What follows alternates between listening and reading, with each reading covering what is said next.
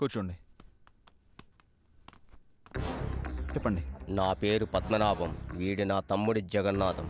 నాది real estate వ్యాపారం.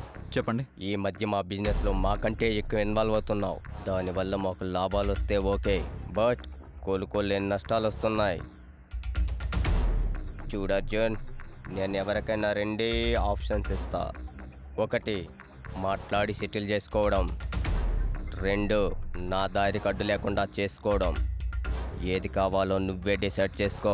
చూడండి పద్మనాభం గారు, ఇప్పటిదాకా మీరు తొక్కేసిన వాళ్ళందరూ తోపులై ఉండొచ్చు, చంపేసిన వాళ్ళందరూ వాళ్ళ బాబులై ఉండొచ్చు, కానీ నేను వాళ్ళలా కాదు. మీరు జనాల్ని మోసం చేయకుండా మీ పని మీరు పద్ధతిగా చేసుకుంటే నేను అడ్డురాను. కాదని కనిపించిన భూమిని అంతా కబ్జా చేసుకుంటానంటే మాత్రం తోలు తీస్తా. మర్యాదగా వచ్చిన దారిలోనే వెళ్ళండి, లేకపోతే మీరు కబ్జా చేసిన భూమిలోనే మిమ్మల్ని పాతిపెట్టి ఈ స్థలం కనకదుర్గ దేవాలయానికి సంబంధించిందని బోర్డు పెడతా. నువ్వేంటి ఇక్కడ? ఏదో కేసు పని మీద వచ్చానులే.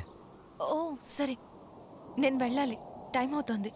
Stop stop stop. హే జరుగు, నేను వెళ్ళాలి. ఎక్కడికి? ఆఫీస్లో అర్జెంట్ వర్క్ ఉంది.